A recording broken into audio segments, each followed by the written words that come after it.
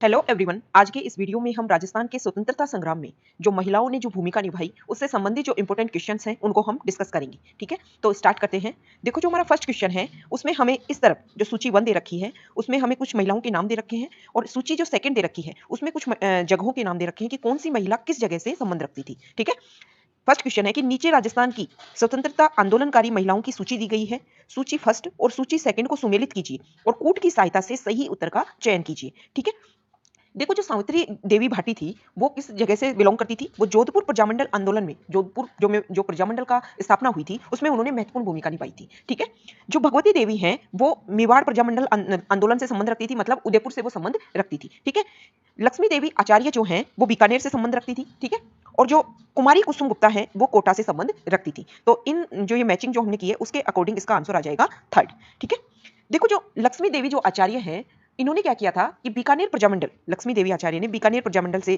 की स्थापना में महत्वपूर्ण भूमिका निभाई। ठीक है, इसके अलावा 1940 में व्यक्तिगत सत्याग्रह में ये गिरफ्तार हुई थी लक्ष्मी देवी आचार्य, और फिर इनको जेल हो गई थी और फिर जेल में ही इनकी मृत्यु हो गई थी। ठीक है, जो नेक्स्ट हमारा क्वेश्चन है कि राजस्थान के स्वतंत्रता आंदोलन के दौरान गिरफ्तार होने वाली राजस्थान की पहली महिला कौन थी। ठीक है, तो देखो, मतलब हमें पता होना चाहिए कि राजस्थान से जो पहली महिला जो गिरफ्तार हुई, ठीक है, वो उसका नाम है अंजना देवी चौधरी। ठीक है, अंजना देवी चौधरी जो है वो राम नारायण चौधरी की पत्नी है। ठीक है, रामनारायण चौधरी जिन्होंने जो राजस्थान सेवा संघ की स्थापना 1919 में, जो राजस्थान सेवा संघ की स्थापना हुई थी उसमें महत्वपूर्ण भूमिका निभाई थी रामनारायण चौधरी जी ने। ठीक है, ये जो अंजना देवी जो चौधरी हैं वो सीकर जिले के श्री माधोपुर जो क्षेत्र है उसमें इनका जन्म हुआ था। ठीक है, और बिजोलिया किसान आंदोलन में भी इन्होंने महत्वपूर्ण भूमिका निभाई थी। इसके अलावा ये समस्त जो रियासती जो जनता है उसमें गिरफ्तार होने वाली पहली महिला थी अंजना देवी चौधरी। ठीक है, नेक्स्ट क्वेश्चन है कि निम्न में से कौन सा कथन नारायणी देवी वर्मा के संदर्भ में गलत है। तो हमें गलत बताना है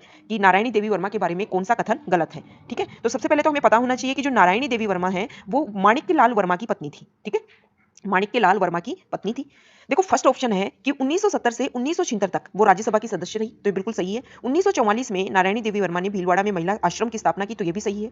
1957 से 1962 तक वो लोकसभा की सदस्य रही, तो ये गलत है। ठीक है, और फोर्थ आंसर वो ऑप्शन है कि उन्होंने 1942 के आंदोलन में भाग लेने के लिए उनको जेल जाना पड़ा था नारायणी देवी वर्मा को, तो ये भी सही है।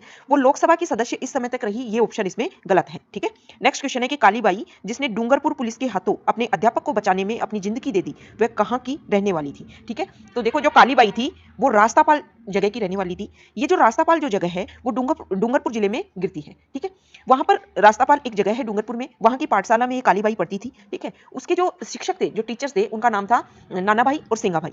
अब क्या हो रहा था कि 1947 में डूंगरपुर का महारावल ने एक फरमान जारी किया कि जो स्कूलें हैं, जो पाठशाला है, उनको बंद करो। ठीक है, लेकिन जो रास्तापाल की जो पाठशाला थी वो बंद नहीं हुई, इसलिए पुलिस दल बल के साथ वहां पहुंचती है और उस स्कूल को, उस पाठशाला को बंद करने का फरमान जारी करती है। लेकिन वहां के जो शिक्षक थे नाना भाई वो मना कर देते हैं, और फिर सिंगा भाई को पुलिस जो पकड़कर ट्रक के पीछे बांधकर ले जाती है। लेकिन कालीबाई जब इस दृश्य को देखती है तो वो अपने शिक्षक को बचाने के लिए ट्रक के पीछे भागती है और पुलिस वाले उनको गोलियों से उनको छलनी कर देते हैं। ये जो घटना है, ये जो घटना हुई थी वो हुई थी 18 जून 1947 को। ठीक है, और 20 जून 1947 को कालीबाई की इस घटना के, इस हत्याकांड के तहत मृत्यु हो जाती है। ठीक है, ये जो कालीबाई है इसकी डूंगरपुर में गेप सागर है, उसके किनारे एक पार्क में कालीबाई की मूर्ति लगाई गई है। ठीक है, नेक्स्ट क्वेश्चन है कि शेखावटी में कटराथल एक जगह है। ठीक है, वहां पर किसी महिला के नेतृत्व में हजारों जाट महिलाओं ने किसान आंदोलन किया था, तो उस महिला का हमें नाम बताना है कि किस महिला के नेतृत्व में ये आंदोलन हुआ था। ठीक है, तो किशोरी देवी के नेतृत्व में ये आंदोलन हुआ था। देखो, जो कटराथल जो जगह है वहां की जाट महिलाओं के खिलाफ, जाट महिलाओं के साथ वहां का एक सामंत था जिसने दुर्व्यवहार किया था, जिस कारण जाट महिलाओं में रोष था, और इसी कारण 10,000 जाट महिलाओं ने किशोरी देवी के नेतृत्व में विरोध किया था 1934 में। ठीक है, नेक्स्ट क्वेश्चन है कि राजस्थान में मारवाड़ सत्याग्रह दिवस कब मनाया गया।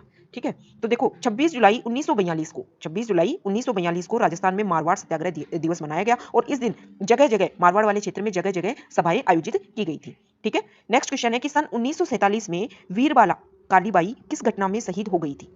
तो अभी हमने डिस्कस किया कि डूंगरपुर में एक जगह थी रास्तापाल। ठीक है, और वहां की पाठशाला को बंद करवाने के लिए वहां के डूंगरपुर के महारावल ने आदेश दिया, स्कूल बंद नहीं हो पाई, इसलिए वहां के शिक्षकों को जब पनिशमेंट किया जा रहा था तो उनकी एक मतलब उनकी शिष्या थी कालीबाई, उसने इसका विरोध किया, और फिर कालीबाई इस हत्याकांड में मर जाती है, जिसको कालीबाई कांड, डूंगरपुर कांड या रास्तापाल कांड के नाम से भी जाना जाता है। ठीक है, तो ये हमने जो राजस्थान में जो स्वतंत्रता आंदोलन हुए उसमें जो महिलाओं की भूमिका है उसको हमने डिस्कस किया, और इस टॉपिक को क्वेश्चंस के थ्रू हमने समझने की कोशिश की। ठीक है, तो ओके, थैंक यू।